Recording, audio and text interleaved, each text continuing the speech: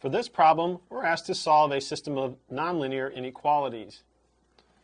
We want to graph the system of inequalities x squared plus y squared less than or equal to 100, 4x minus 3y greater than or equal to 0. See that the first inequality here, if we consider the equation x squared plus y squared equal to 100, is going to give us the graph of a circle. The center will be at the origin, and it'll have a radius of 10 because 10 squared is 100. Our second inequality, if we consider it as an equation, 4x minus 3y equals 0. If we solve this for y, we'll get negative 3y equals negative 4x, or y is equal to 4/3 x. Now with our inequality, we consider this, we really want then x squared plus y squared less or equal to 100.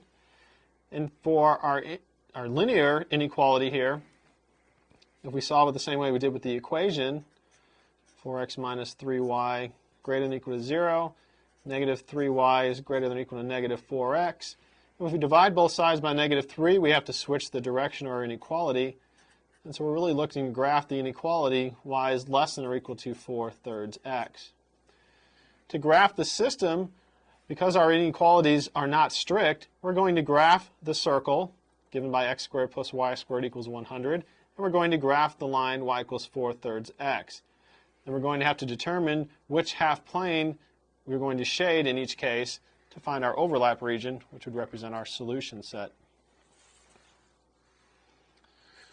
So here we've rewritten our inequalities. We want x squared plus y squared to be less than or equal to 100, and y to be less than or equal to 4/3 x. Where we said the first one would give us a circle if we look at the equality, a circle of radius 10. So we'll go ahead and sketch the graph of that circle. 2, 3, 4, 5.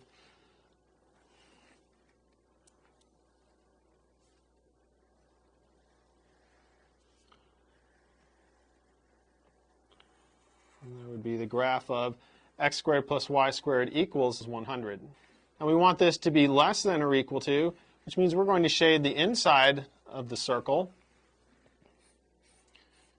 And so this red area represents the solution set for this first inequality. Now we want to graph the line y equals 4/3 x. So we pick a couple of points. When x is 0, y will be 0. When x is 6, 2, 4, 6, y will be 8. 2, 4, 6, 8. We're graphing that line. We want y to be less than or equal to 4/3 x, so we're going to shade below that line, but we also want it to be within our circle to get our final solution set.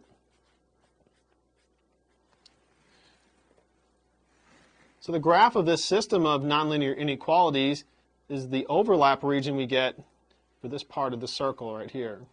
We get below the line y equals 4/3 x, and then inside the circle. So our region is right there, and that's the solution set for our system of inequalities.